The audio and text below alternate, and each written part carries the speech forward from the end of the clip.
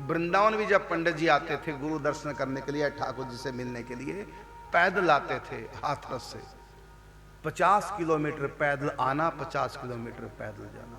पैदल क्यों आते थे? इसलिए नहीं कि पैदल की महिमा है, इसलिए कि पैसा नहीं होता था किराए का।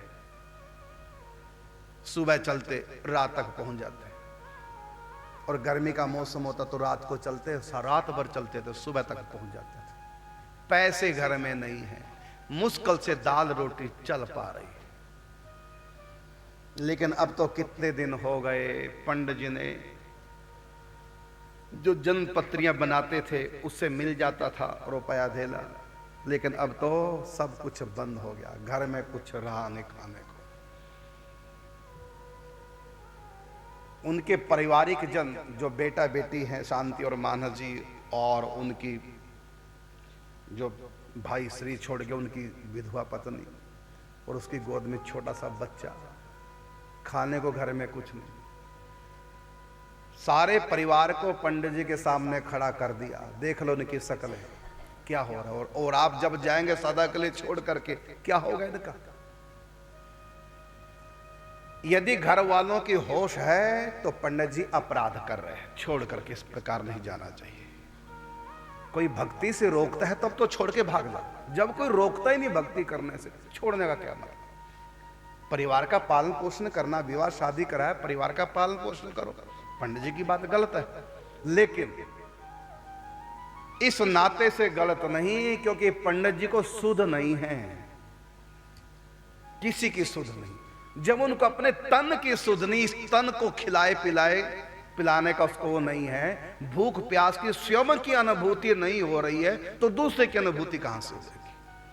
पंडित जी के रोम रोम में श्री कृष्ण छा चुके हैं, उनके लिए कोई दुनिया नहीं, अपना पराया, भूख प्यास कुछ नहीं।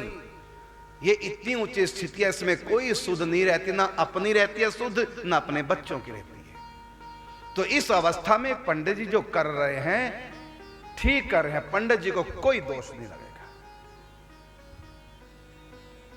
लेकिन घर वाले बात नहीं मानते, उनसे रूठ गए, छोड़ दिया, गुस्से में छोड़ दिया, आवेश में छोड़ दिया, ये दोष की बात है। पत्नी से नहीं बनती तो छोड़ दिया, बच्चों से नहीं बनती छोड़ दिया, ये दोष की बात है। लेकिन भगवान के प्रेम में इतनी अधिक दीवानगी आ गई है, उन्होंने तो अपने आप को छोड़ दिया। भाई घर वालों के तो छोड़ो, इस शरीर को भोजन कराना है, इस शरीर को आराम कराना है, इस शरीर की सुध उनको नहीं है। जिनको अपनी सुध नहीं हो, संसार की परिवार की सुध कहां रख पाएंगे। इसलिए पंडित जी का दोष नहीं है। पंडित जी जो उनको अपने रोते बिलखते बच्चे नहीं दिखाई दे रहे हैं, उनको विधवा भाभी नहीं दिखाई दे रही है, उनको नहीं दिखाई दे रहा है कि पात्र में आटा नहीं, चून नहीं है, घर में अन्न का दाना नहीं है, नहीं दिखाई दे रहा है उनको। उनको केवल श्री कृष्ण दिखाई दे रहे हैं, उसके सिवा उनको कुछ भी नहीं सूझता। एक लड़की भी जब हाड़ मास के पुतले से प्रेम करती है एक लड़के से, उसको नहीं कुछ दिखाई देता, ना पढ़ाई, ना रिश्तेदार, ना माता पिता, ना भाई बहन, सैकड़ों वर्षों की बनाई हुई खानदान की इज्जत उनको नहीं दिखती, समाज उनको नहीं दिखता, भविष्य उनको नहीं दिखता, अपचर्चा उनको नहीं दिखता, अपमान उनको नहीं दिखता, पढ़ाई लिखाई उनको नहीं दिखता, जिंदगी हम बर्बाद कर रहे हैं उनको नहीं दिखता, और सब कुछ दांव पे लगा करके और भाग जाती है घर से लड़के के साथ। जब हाड़ मास के पुतले की दीवानगी जिनमें है उनको नहीं कुछ दिखाई देता, तो सच्चिदानंद श्री विग्रह परमात्मा का जिनको लगन लग चुकी, प्रेम हो चुका है, उनको कोई प्रतिबंध रोक नहीं सकता। तो पंडित जी से मैं प्रेम के नशे में है, उनको दुनिया की कोई सुध नहीं, ना अपने तन की सुध। तो अंत में यह हुआ कि अब जाएंगे कैसे। 17 दिन हो गए, 17 लगातार कुछ खाए पिए, रात्रि का समय। अब ये तो निश्चय होगा कि पंडित जी को रोकना नहीं, पंडित जी को कह दिया कि पंडित जी आप जा सकते हैं, जो होगा देखा जाएगा।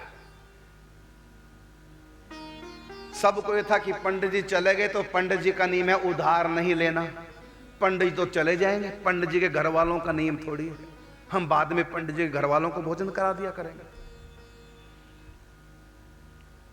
पंडित जी को रात को समाचार मिल गया, लेकिन पंडित जी के पास एक समस्या आ रही है। शरीर दुबला पतला हो गया, 17 दिन से कुछ खाया पिया, अंदर जोश पूरा है, लेकिन शरीर दुबला पतला। बैठ जाए पंडित जी, घुटनों पे हाथ रखे, पहले धरती पे हाथ रखे, फिर घुटनों पे हाथ रखते हैं, फिर मुश्किल से खड़े होते हैं। ऐसी स्थिति पंडित जी की। सोचो 17 दिन से जिन्होंने अन्न का दाना नहीं खाया, कैसे जाएंगे पैदल, और पैसे है नहीं।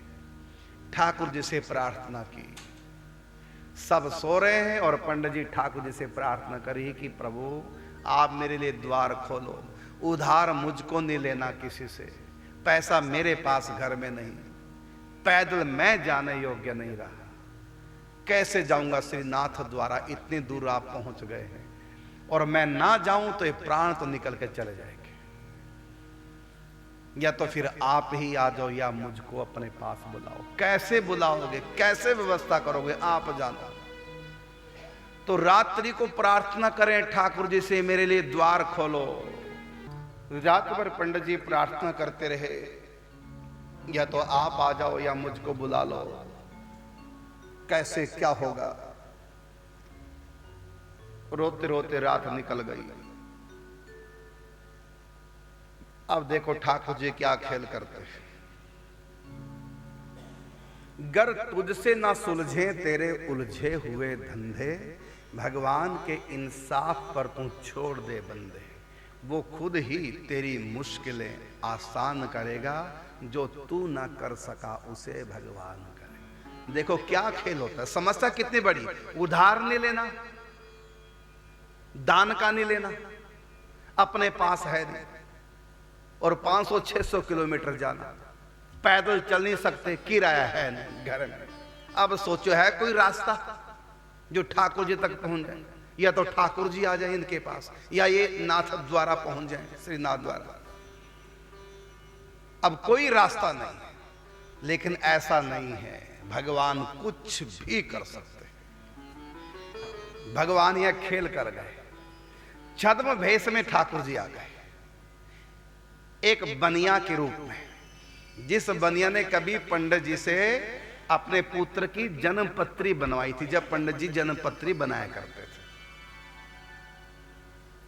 पंडित जी को पता ही नहीं, पता भी कैसे चले,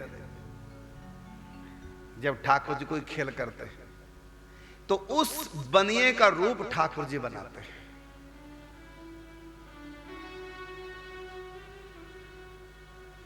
और एक लिफाफे में बंद करके पंडित जी के पास सुबह सो गए। रात भर पंडित जी रो रहे हैं, ठाकुर जी से प्रार्थना कर रहे हैं, अब मेरा आपका मिलन कैसे होगा। कोई ऐसी मुझको व्यवस्था नहीं दिखाई दे रही, आपको आना नहीं क्योंकि वहां रात चल रही है, मैं वहां पहुंच नहीं सकता, कुछ करो। अब ठाकुर जी ने रास्ता खोल दिया, क्योंकि ना तो दान का लेना और ना उधार लेना, और घर में है। देखो रास्ता खोल दिया। ठाकुर जी बनिए का रूप धारण करके लिफाफा लेके आ गए, और पंडित जी से कहा, पंडित जी आप भले भूल गए, उस समय मेरे पास पैसा नहीं था, आपने जन्मपत्री मेरे बेटे के बनाई थी और मैंने दिया कुछ नहीं था, और आपने कुछ कहा नहीं, मेरे पास था नहीं, अब मेरे को याद आया, लो ये लिफाफा। पंडित जी ने इसको ठाकुर जी का खेल समझा। ये साक्षात से ठाकुर जी हैं नहीं पता, लेकिन इतना तो पता है उनका कोई खेल है।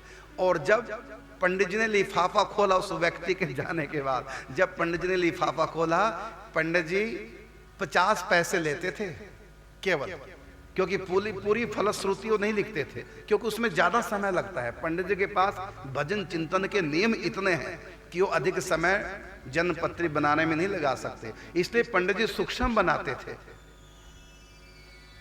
दशा महादशा अंतरदशा सूक्ष्म रूप में बनाकर और अपना पूरा कुंडली बना करके और दे देते थे आधे घंटे में, और बाकी अपने फिर भजन चिंतन में लगते। इसलिए पंडित जी पूरी उसमें फलश्रुति वगैरह कुछ लिखते नहीं थे, और उसका उपाय नहीं लिखते थे, कब क्या, ये सब जैसे लिखा जाता है।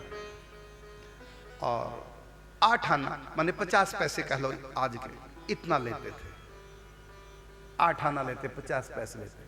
लेकिन उसके जाने के बाद पंडित जी जब खोला, आज पंडित जी के लिए पैसे की बहुत कीमत है। यद्यपि पंडित जी ने कभी पैसे की कभी कोई कीमत समझी नहीं,